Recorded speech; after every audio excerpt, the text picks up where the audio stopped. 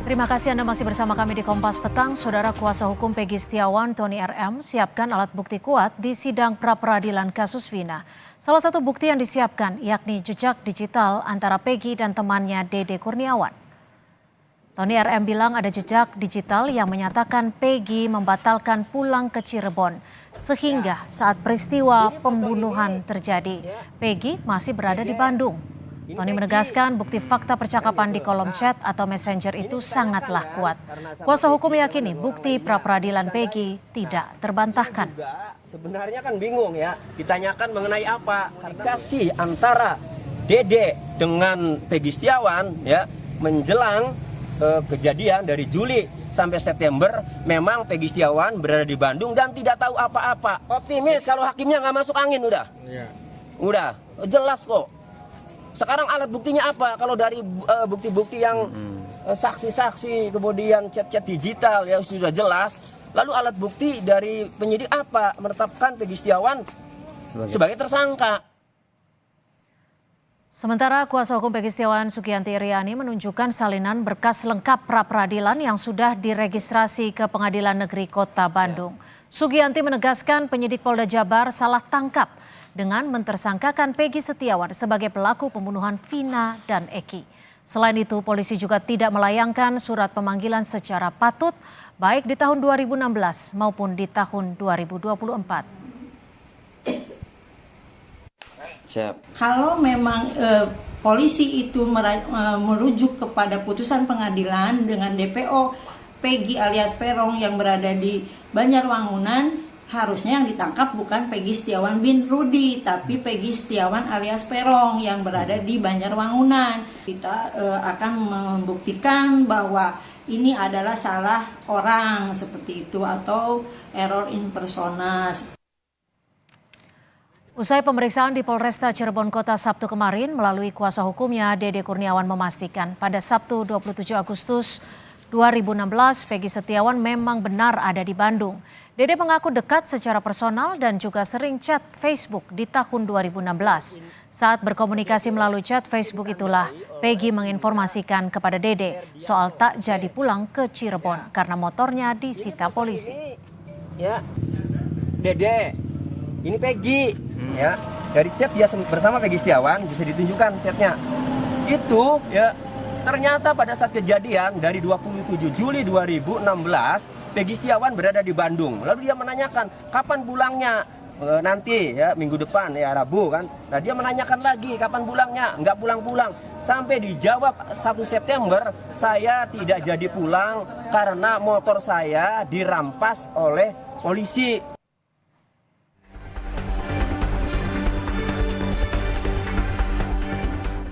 Belum tuntasnya kasus pembunuhan Vina dan Eki yang terjadi di Cirebon memunculkan beragam spekulasi publik soal penyebab tak usainya kasus yang terjadi 8 tahun lalu.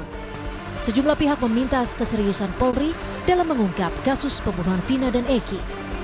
Wakapolri periode 2013 hingga 2014 Komjen Purnawirawan Ugroseno menyebut Presiden Joko Widodo seharusnya memanggil Kapolri, Kapolda hingga Kapolres sebagai langkah nyata untuk mengungkap kasus pemerkosaan dan pembunuhan Vina Eki. Presiden harus panggil Kapolri, Kapolda, Kapolres waktu itu penyidiknya panggil semua kalaupun diajak dialog. Jadi ini kenapa sebenarnya seperti ini? Mudah-mudahan kalau ini bisa dilakukan ya sekali lagi kita kan percaya sama Allah Subhanahu Wa Taala. Kalau Allah sudah melihat oh ini presiden turun tangan pasti terungkap itu saja. Bapak Presiden itu bertanggung jawab terhadap setiap nyawa yang hilang di Indonesia yang sakit. Presiden Jokowi sebelumnya memang memerintahkan agar polisi mengungkap kasus pembunuhan disertai pemerkosaan terhadap Vina yang terjadi tahun 2016 silam secara transparan. Pendapat lain soal penanganan kasus ini juga muncul dari mantan Menteri Koordinator Bidang Politik, Hukum, dan Keamanan Mahfud MD yang menilai penyidik kasus pembunuhan Vina tidak profesional. Tak hanya itu, Mahfud menduga ada permainan jahat di balik kasus ini. Ini bukan sekedar unprofesional, tetapi menurut saya memang ada permainan. Ada aroma profesional itu permainan. Orang mungkin kurang cakap, kurang hati-hati itu tidak profesional. Tapi kalau ada permainan untuk melindungi seseorang atau mendapat bayaran dari seseorang untuk mengaburkan kasus, itu sudah sebenarnya sebuah permainan yang jahat. Dua masalah. Satu, Peggy ditangkap. Sementara mulai muncul kesaksian bahwa orangnya bukan itu. Dan Peggy-nya sendiri mengaku tidak tahu Peggy yang sekarang ditangkap. Apakah Peggy ini namanya yang sekarang ada? Apakah ini bukan sekedar kambing hitam? Ya kan? Lalu yang kedua, yang dua orang yang buron ini kok sekarang dibilang dulu salah sebut. Mana ada orang sudah nyelidiki lama kok salah sebut. Penangkapan dan penetapan Peggy Setiawan sebagai tersangka pada akhir Mei lalu nyatanya tidak membuka tabir kasus pembunuhan Vina dan Eki. Namun justru memunculkan kontroversi baru, terutama terkait penghapusan nama 2 DPO kasus ini. Kemunculan sejumlah saksi penting yang mencabut keterangan mereka juga menjadi kontroversi lain. Setidaknya, ada 4 saksi yang mencabut BAP-nya dalam perkara ini karena merasa mendapat tekanan saat membuat BAP pada 2016 lalu. Kalau tahu dari dulu BAP bisa dicabut, saya dari dulu mau cabut itu. Saya mau mencabut itu, Pak. Karena emang saya mau membuka yang sebenarnya, Pak. Aku nerangin yang sebenarnya malah nanti kamu akan terlibat gitu. Jadi seolah-olah Teguh tuh tidak tidur di rumah Pak RT. Apa dasarnya akhirnya ingin mengungkapkan bahwa BAP yang dulu tidak benar? Karena dulu kan ditekan sama pihak politik sih. Penyelesaian kasus pembunuhan Vina kini dinanti publik. Kinerja Polri tentu menjadi taruhan atas penegakan hukum yang berlaku adil dan merata. Tim Liputan, Kompas TV.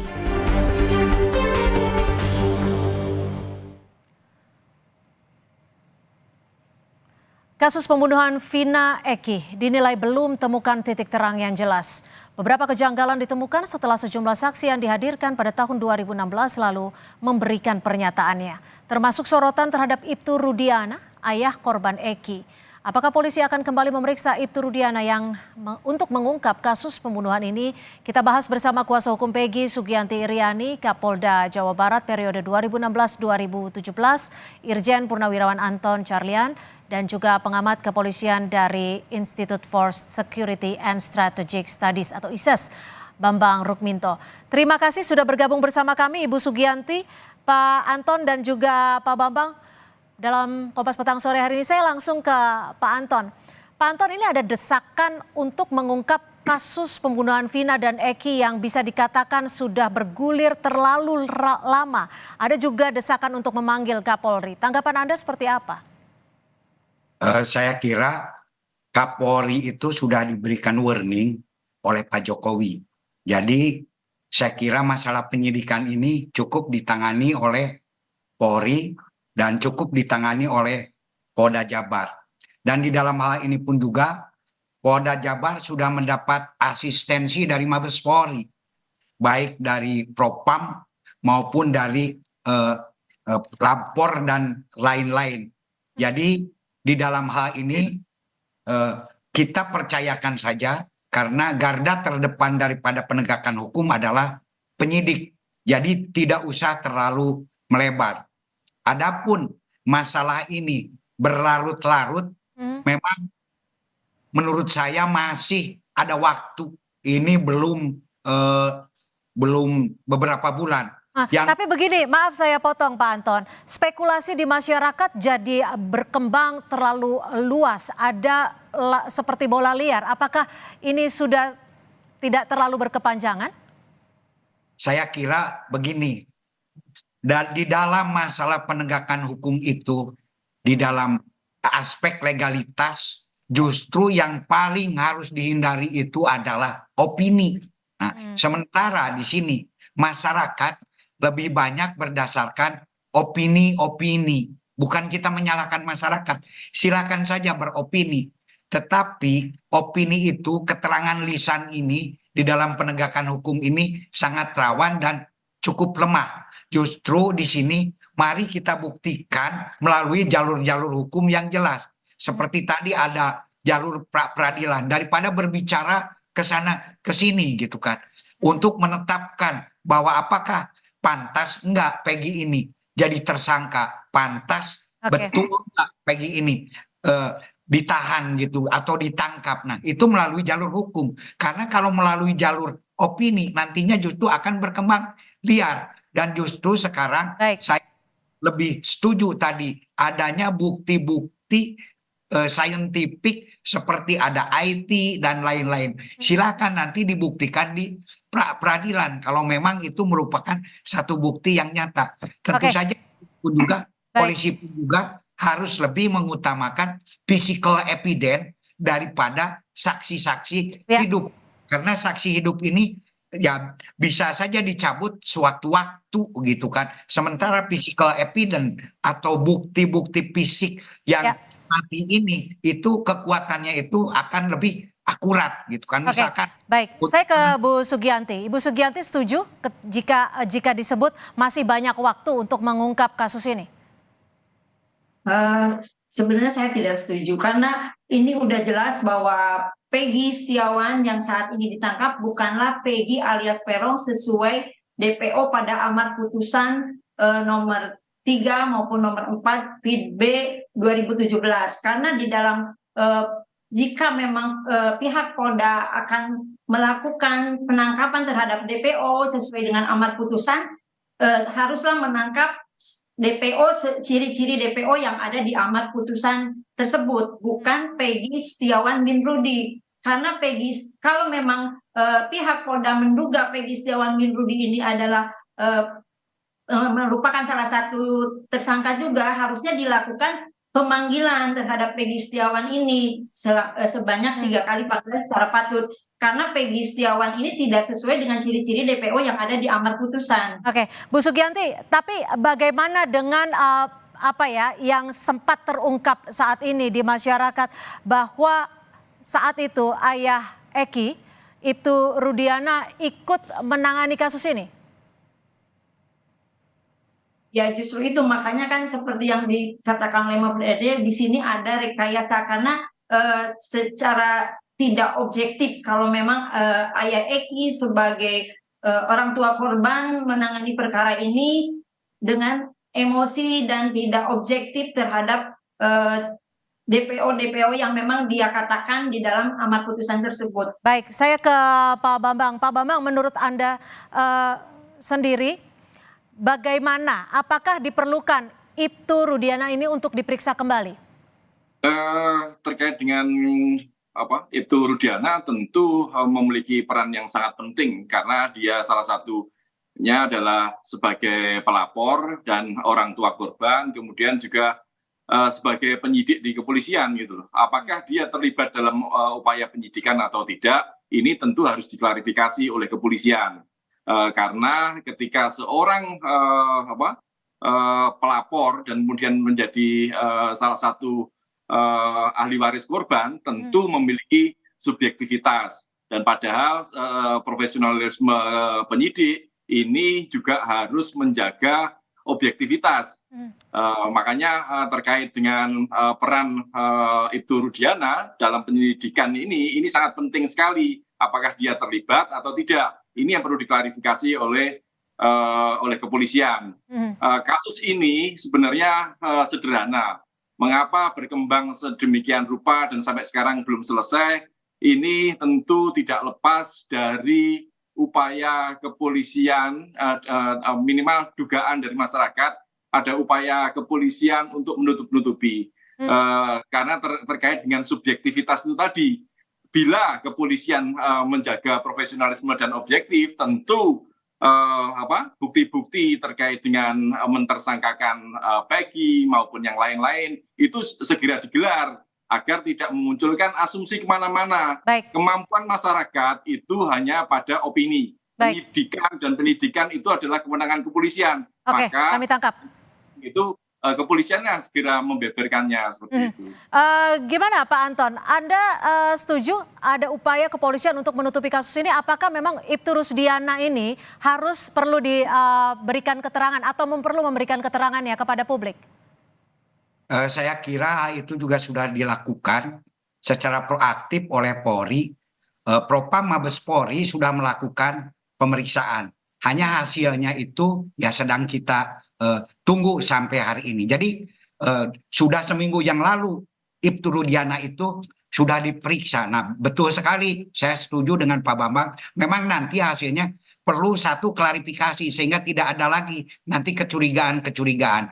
Dan juga tadi saya menanggapi masalah tertangkapnya FS atau Peggy di dalam hal ini, saya kira saya sudah tanyakan berkali-kali kepada pihak Polda, kenapa sampai ditangkap? Satu, karena PS yang sekarang ini adalah yang rumahnya sama saat itu 2016. Oke. Tapi perlu tidak ada penjelasan dari Kapolda Jawa Barat untuk menjelaskan atau terkait dengan hasil pemeriksaan terhadap Ibtu Rusdiana, ayah dari korban Eki? Saya kira saya setuju sekali gitu kan. Nah, justru di sini nanti kita akan tahu bagaimana hasil propam itu sendiri, dan bahkan saya yang pertama kali mengusulkan agar diadakan audit penyidikan gitu. Tapi apa sih Pak Anton sebenarnya yang saat itu terjadi ketika pemeriksaan, penyelidikan di tahun 2016 terkait dengan keberadaan Ibtu Rusdiana sendiri? Jadi Ibtu Rusdiana itu sendiri justru adalah sebagai pelapor dan ditariknya ke Polda itu justru untuk menjaga netralitas. Nah, apakah yang bersangkutan ini punya peran di dalam menangkap langsung ataupun yang lain-lain, kan itu bisa dikonfrontir dengan para tersangka yang sekarang. Apakah betul ditangkap oleh Ibtu Rudiana? Sementara di dalam surat perintah tugas penyidikan, Ibtu Rudiana itu tidak termasuk di dalam surat perintah penyidikan maupun surat perintah penangkapan. Jadi hal ini pun juga kita jangan berpersepsi, tapi harus betul-betul dibuktikan. Dan saya yakin dan percaya kalau memang itu dilakukan, nanti bisa dikonfrontir apa betul dibawa ke kantornya. Nah, sementara hasil yang kami dapatkan dari Polda Jabar maupun Polda Cirebon itu tidak ada. Bahkan setelah itu Ibtu Rudiana pun juga sekolah ke Sukabumi. Soal dugaan saat salah satu saksi Liga Akbar yang dimintai ataupun sempat berbicara dengan Ibtu Rusdiana dan kemudian langsung dibawa ke kantor kepolisian untuk dimintai keterangannya seperti apa? Liga Akbar itu apakah yang jadi tersangka sekarang atau bukan? Salah satu saksi. Saksi, bukan. Itu kan yang ditangkapnya para tersangka sekarang yang ada di dalam. Bisa ditanyakan apa betul yang menangkapnya Ibtu Rudiana. Kalau saksi itu bisa saja saksi gitu kan. Walaupun oh iya Liga Akbar misalkan yang mengatakan bahwa ada terjadi pelemparan itu. Tetapi itu kan tidak begitu signifikan, tetapi yang paling signifikan adalah para tersangka yang sekarang berada di sana. Betul nggak ditangkap oleh Ibtu Rudiana? Betul nggak dibawa ke kantornya? Kan ini bisa dikonfrontir nanti. Jadi kita sendiri tidak berpersepsi, dan jangan lupa ketika di dalam sidang pengadilan pertama saja dari salah satu pengacara Peggy dengan pengacara Pina dengan Eki menyatakan bahwa para terdakwa yang sekarang ada pun juga istilahnya memberikan keterangan membetulkan terjadinya pembunuhan dan penganiayaan. Oke, saya ke Bu Sugianti. Bu Sugianti, bagaimana Anda melihat terkait dengan rangkaian kasus ini saat ini? Ada desakan juga agar Liga Akbar berbicara jujur dan juga Liga Akbar sempat mencabut BAP-nya. Ya, saya melihat bahwa ini adalah adanya rekayasa. Seperti tadi yang dibilang oleh Pak barusan, ya, bahwa Peggy yang ditangkap itu adalah Peggy yang beralamat pada saat penggeledahan. Kenapa pada saat penggeledahan di tahun 2016 Peggy tidak dilakukan pemanggilan secara patut? Karena memang Peggy tempatnya ada di Kepongpongan, kemudian dia sedang tidak berada di tempat karena sedang bekerja di Bandung. Nah, kenapa pada saat amar putusan di dalam DPO kok alamatnya bukan di Kepongpongan yang saat digeledah? Karena kan kewajiban dari pihak kepolisian itu melakukan klarifikasi, harusnya melakukan pemanggilan dulu. DPO dengan penggeledahan itu alamatnya berbeda. Kalau memang Peggy yang di penggeledahan itu di tahun 2016 diduga adalah pelakunya, kenapa tidak dipanggil secara patut untuk dilakukan klarifikasi? Dan kenapa di DPO pun di amar putusan bukan Peggy yang ada? di Kepompongan, tapi di Banjarwangunan. Di situ aja sudah ada kejanggalan. Itu makanya kita melihatnya ada rekayasa. Kemudian Liga Akbar mencabut BAP-nya dan Liga Akbar menyatakan dengan sebenarnya bahwa dia itu saat itu minta oleh Rudiana untuk mengatakan bahwa terjadi kejar-kejaran, pelemparan batu, padahal sebenarnya tidak ada. Itulah yang menjadi kita semakin kuat bahwa ini adalah rekayasa. Oke. Baik, diduga ada rekayasa itu yang disampaikan oleh kuasa hukum Peggy Setiawan. Kita masih akan kembali membahasnya dan jawaban dari Pak Anton mungkin akan disampaikan selepas jeda. Tetap bersama kami di Kompas Petang. Terima kasih Anda masih bersama kami di Kompas Petang. Saya langsung ke Irjen Purnawirawan Anton Carlyan, Kapolda Jawa Barat periode 2016-2017. Saat ini Pak Anton, banyak desakan dari masyarakat untuk ada statement resmi dari penyidik saat ini tentang keberadaan atau maksudnya kasus ini. Tentang Ibtu Rudiana yang juga ayah dari korban Eki.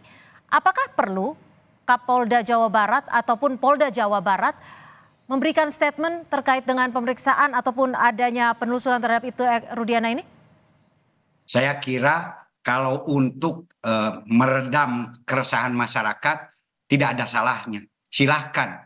Justru tadi polisi kalau memang tidak ada harus mengklarifikasi. Saya setuju dengan Pak Bambang. Tapi kalau tidak pun juga ya masyarakat juga publik jangan marah gitu kan. Dan masalah tadi ada kesaksian ada Akbar itu sendiri, bahwa kesaksian itu kan bukan satu-satunya.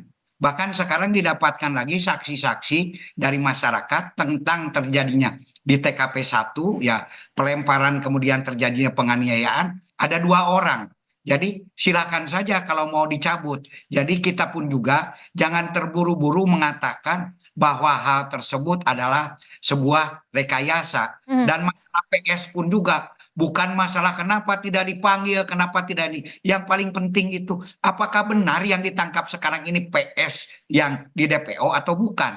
Nah, di sini saya tanyakan kepada penyidik, kamu bagaimana menentukan ini? Pak, saya punya kualitas saksi yang luar biasa. Siapa?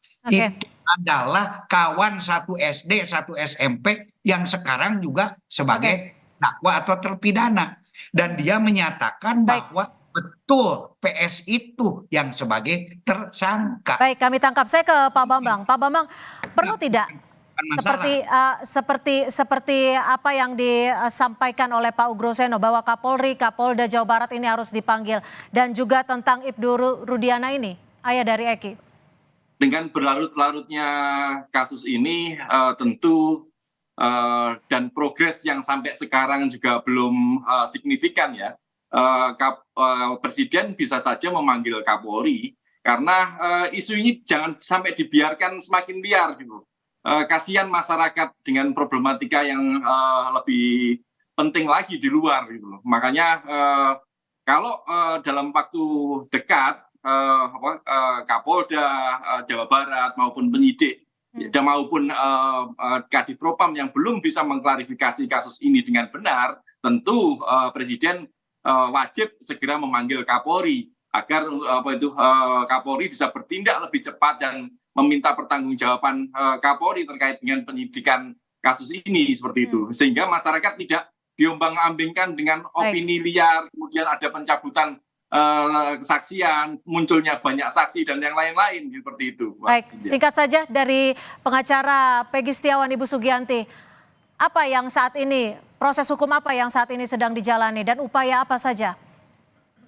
Kita sudah mengajukan permohonan pra-peradilan pada tanggal 11 Juni 2024 kemarin, dan mungkin akan dilakukan sidang pada tanggal 24 Juni 2024. Nanti dalam sidang pra-peradilan ini kita akan membuktikan bahwa Peggy Setiawan bukanlah Peggy alias Peron, karena memang ini adalah salah orang atau error impersonal, karena memang mungkin Sudirman yang saksi yang dikatakan kenal dengan Peggy memang betul itu kenal teman SD-nya, tapi kan bukan berarti Peggy Setiawan adalah pelaku dari pembunuhan Vina dan Eki. Mungkin bisa dikatakan kenal, tapi kan bukan berarti dia pelakunya. Kita juga tidak tahu apakah ada sidik jari Peggy di TKP ataukah hasil visumnya juga seperti apa yang dikatakan ada sperma itu spermanya siapa. Kita pun harus tahu kalau memang Peggy Setiawan itu diduga sebagai pembunuhan terhadap Vina dan Eki. Oke, Pak Anton, ada sejumlah saksi yang saat itu dihadirkan di tahun 2016 rame-rame mencabut BAP. Apakah ini bagian dari salah satu bukti bahwa ada ketidakberesan saat pemeriksaan dan juga penyidikan di tahun 2016? Betul, ada yang mencabut. Tetapi sayangnya ketika di sidang pengadilan mereka mengatakan hal yang sama, bahwa mereka juga ikut melakukan satu penganiayaan. Sementara satu kesaksian atau satu alat bukti yang dianggap sah itu ketika diucapkan di sidang pengadilan di bawah sumpah. Nah, ini ada saksinya para pengacara, walaupun saat itu sidang tertutup. Jadi, tapi saat ini para saksi itu mengaku bahwa mendapatkan tekanan sehingga berkata seperti itu. Tekanan dari siapa? Sementara setelah di sidang pengadilan itu penyidik sudah tidak ada, jaksa tidak ada. Siapa yang menekan? Tidak ada yang menekan.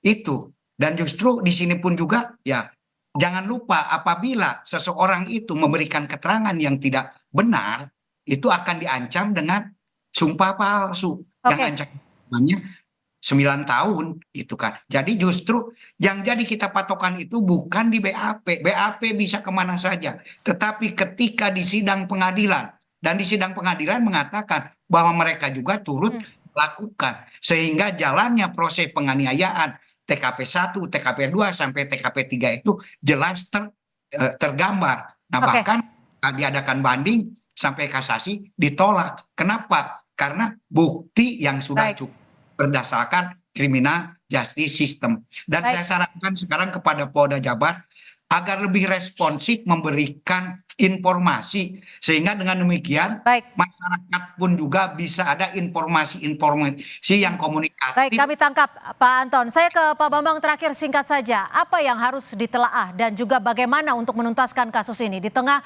ada pencabutan BAP, di tengah ada statement berada di bawah tekanan saat melakukan BAP.